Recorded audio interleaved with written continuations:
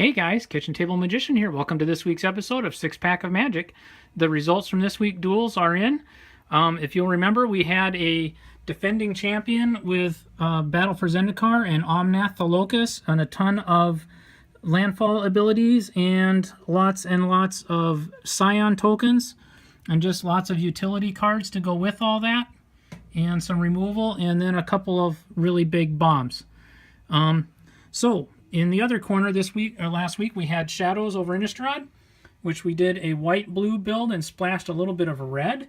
And Shadows brings Garolf's Masterpiece and Reaper of the Flight Moonsliver, along with a ton of flyers, an alternate win con with some milling, a lot of removal and tempo cards, and then just some other dirtly creatures on the ground and some other utility. So the results are in. The Battle for Zendikar came out on top of this week, 2 matches to 1. And in the first match, Shadows over Innistrad actually did win, despite Battle for Zen not missing a single land drop. He opened with a mountain, an island, and a forest in his opening hand, so that was worth playing with. And then he just drew island after island after island and was unable to get the second forest or the second mountain. So he got stuck with Omnath in his hand, and he got stuck with Plated Crusher in his hand, and Shadows over Innistrad used the Vessel of Paramnesia to mill the Guardian of Tazim into his library, or into his graveyard from his library, so he did not have the Guardian at his disposal either. And then from there, Shadows was able to just kind of grind it out slowly with combat and control.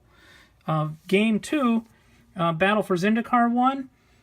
They were able to get out a Grove Rumbler on turn 3, and Guardian of Tazim on turn 4, and despite the Shadows of Innistrad player being able to eliminate the Guardian of Tazim immediately with Angelic Purge, the Grove Rumbler just turned out to be too much too early. He never missed a land drop again, so landfall all day long, and just ran over it with the 5/5 Trampler. Game 3, BFZ also won that. Shadows over Innistrad did get Giraffa's Masterpiece out, but it was stalled up by the Guardian of Tazim again. Turns out Guardian of Tazim in this format is an incredibly powerful bomb. This can just completely lock your opponents out of the games, and that's exactly what it did 2 games in a row. And BFZ was just able to swing in basically uninterrupted with flyers and tokens on game 3. So if you remember last week when I was showing you the build that I did for Shadows, I told you I'd agonized over whether I had done the right thing with the white or if I should have gone red, because this card pool had an incredible amount of good red utility too. So in the interest of trying to decide whether I'd done the right thing or not, when this was all done, I switched it out and just did a straight red-blue build, and I pitted that up against the BFZ deck as well to see if that would do any better. And it showed a little bit more promise, but Battle for Zendikar came out on top of that one again, 2 matches to 1. However, the red-blue build of Shadows was a lot more aggressive and was able to get a lot of early damage in when it did come in. But again, still just was unable to really put games away later on because it just did not have the big finishers that Battle for Zendikar has. It only had the Flameblade Angel and the Giraffe's Masterpiece. All right, so we have a 3-time champion with the Omnath of the Locust of Rage and the Guardian of Tazim. So this week we're going to crack open Shadows or Amonkhet and see if we can build something that can finally dethrone Omnath. Alright, so we have dismantled the Shadows over Innistrad build from last week, and our next contender will be Amonkhet. We have 6 packs here, so let's just get into this. We're going to try and get into a mix and build something that can take on that Battle for Zendikar thing. Starting with a cancel. I'm going to evaluate this first pack as though I were drafting, and this was my first pack, and we're going to make a pick from this. Cancel, probably not first pickable unless there's nothing else in here, and then you just really want to get into blue. This is for a little bit later on, really good for those aggressive builds. This is really good for the stall it up builds, and for if you have a deck with a lot of late game finishers. Bat could be potentially a first pick because it's flyer, and we haven't seen anything better yet. Haze of Pollen is way too sideboardy. Blazing Volley, probably not. This flies, it's a 2/2. This would be better than the Bat, I think, so I'll put it, as of this point, this would be my pick. Floodwaters is not. Gift of Paradise is not. Scorpion is not. Sixth Sense is not, because it's a creature enchantment.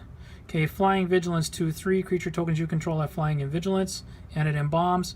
Okay, that makes Aven Windguide my first pick at this point over the Tah-Crop Elite.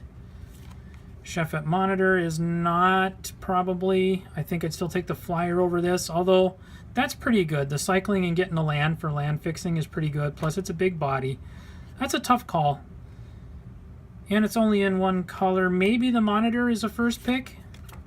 And then Dispossess, choose an artifact card name. This is way too sideboardy. So I think my first pick for this pack is probably going to be the Monitor, because I can cycle it for some mana fixing, and also it's a beat stick later in the game.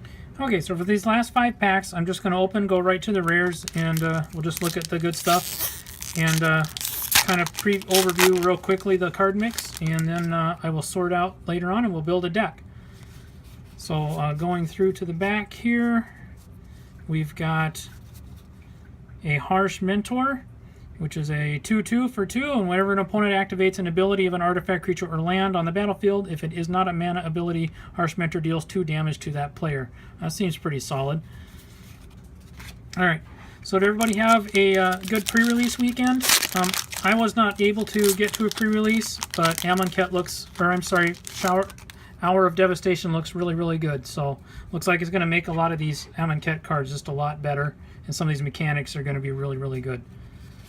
Moving to the back of Pack 2. Oh, there's an Evolving Wilds. Always good to see that.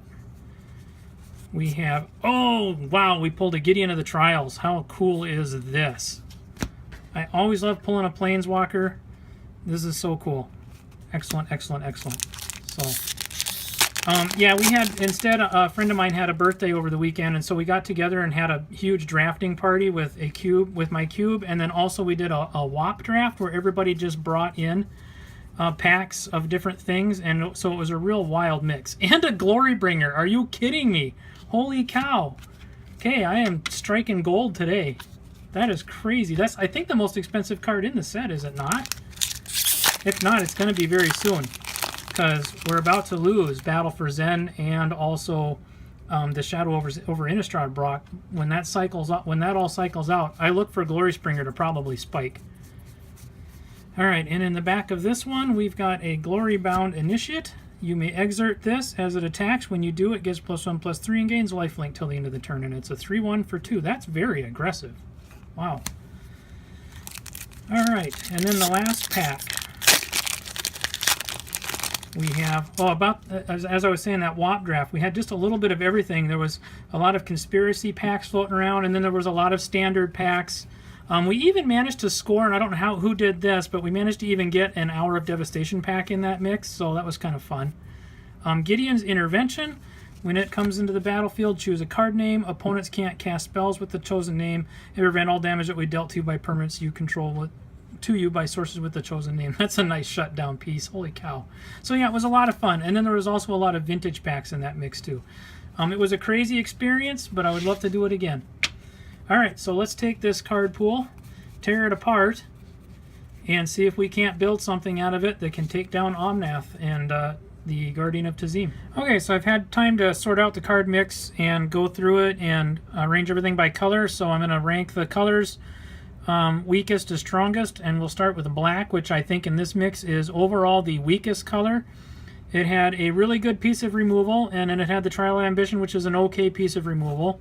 Had the Blighted Bat, which flies, but then it just goes downhill from there. There's just a lot of filler and not much else, and then it just gets worse from there. There's just a lot of dirt in this particular black pool, so I predict that black will not make it into this build. Next we have blue. Blue had one decent bomb in River Serpent, and had some good removal going for it, with Wrappings and Gale Strike and Floodwaters and a pair of cancels. And then it had a Slither Blade, which is okay. And then it just kind of goes down from there with some filler. But there wasn't any real dirt in blue. I mean, there's nothing here that's completely unplayable. So it's just a little bit better than black that way. All right, next up we have green. Green's got a few things going for it. It's got a scaled behemoth, which I am always happy to see in a mix like this. It also has a Cartouche of Strength, which is an incredibly solid card in a sealed environment like this. And of course, it had the Sheffet Minotaur that we saw earlier. And then it has 2 Benefaction of Ronuses. Now, we saw that Glorybringer that I opened a little bit earlier in this video. So maybe I can splash into green and then go chase down that Glorybringer with the Benefactions of Ronus. That seems like a legitimate plan to me if I can splash green. Other than that, it's just a lot of filler and just a few sideboardy things. A couple things I would not consider playing at all, but not too bad. All right, so then we have red, which I think is the next best color, and of course we'll start that off with the Glorybringer. This is the bomb of the entire set, really, except for that blue Sphinx that counters everything.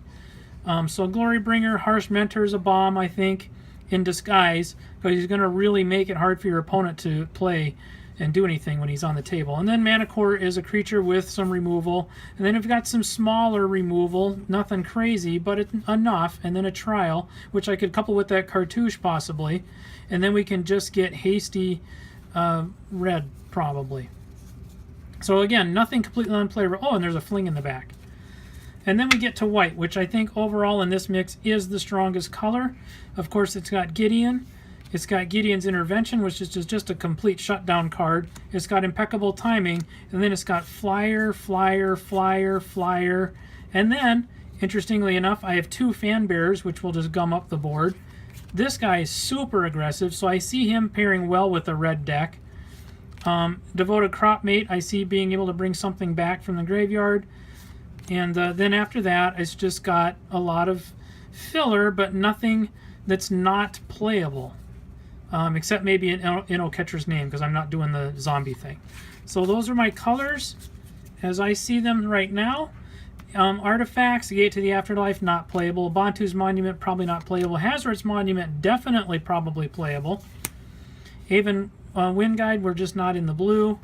Enigma Drink, again, we're not in the blue, so we're not going to get into the Reduced to Rubble or the Destined to Lead. Sun-Scorched Desert for lands, this is just not playable. Evolving Wilds, however, I think is going to allow me to splash into that green that I want to get into. So let's go build this. Okay, so I was able to keep this one into 2 colors. I know when we were looking through the card mix, I debated about possibly splashing for a little bit of green because there was some playable stuff in green that I thought might work well. And I did have the Evolving Wilds in the mix. So, but at the end of the day, I was able to keep this in 2 colors.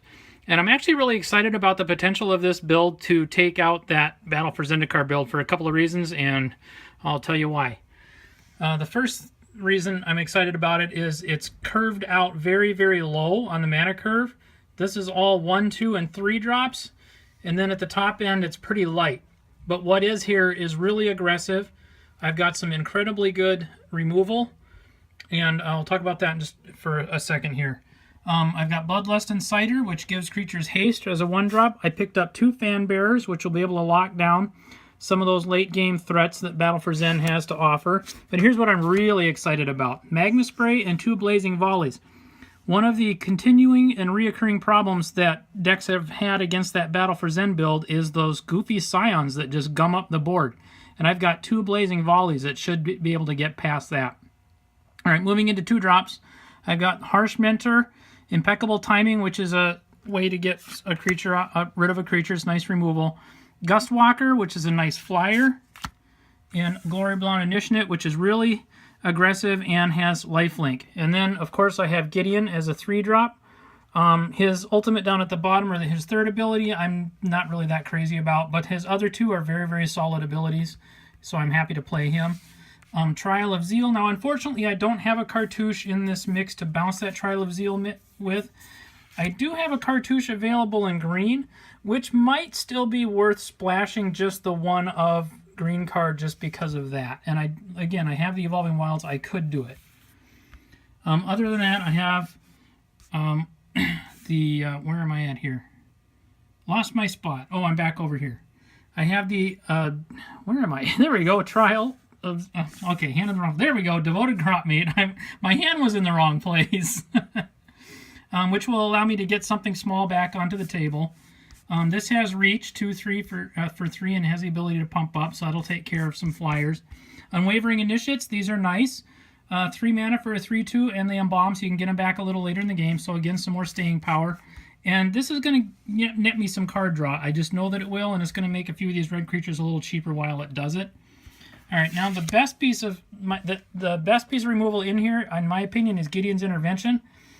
This will do a couple of things. It will prevent your opponent from playing a big threat later if you get Gideon's Intervention out early enough, or if the big threat has already hit the table, you can still shut it down and keep it from dealing damage to you. So it's good either way.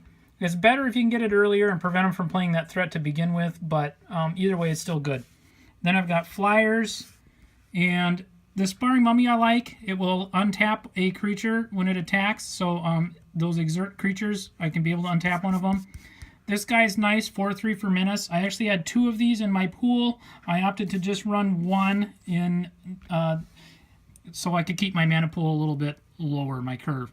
All right, then of course we have Glorybringer, which is just an absolute bomb of a bomb. And Winged Shepherd, which is all right. It's a 3/3 flyer with Vigilance, but it has cycling, so I'm not going to get stuck with it in my hand, and it'll be okay later on. And then for 7 mana at the very top of the curve, I've got 4/4 flying and Indestructible with Seraph of the Suns. So those are the top end of my deck. So the things that did not make it in, but some of it still could have been considerable. I have the other Emberhorn Minotaur. I have 2 Thresher Lizards, and I have 2 Mana Core of the Gauntlets, which only reason I didn't play them is because they're at 5 mana, and I wanted to stay as aggressive as I could. And and then also there's a Fling, which I thought about, and I might still think about. Other than that, I've just got some white filler that didn't make it in. And then again, the green cards that I was thinking about potentially splashing for, definitely the Cartouche, possibly the 2 Benefactions of Ronus to get to that dragon, which is really, really good. Skilled Behemoth I probably would not splash for, only because it's in double green as far as the mana cost, and I just don't have I don't want to splash something that has double green. It's a really good card, though. And then, of course, the Sheffet Monitor, which we have, which is also really good utility. And if you're going to splash green, you might as well put this in as well to help you with some of the fixing, potentially. All right, so that's the build. I'm excited about the potential of this one. Let's see, I'm running 16 lands. Yeah, 16 lands, and I just kind of split it between red and white and the Evolving Wilds. All right, so tune in next week. We'll see if this can take on Omnath, or if Omnath will reign supreme for a 4th week.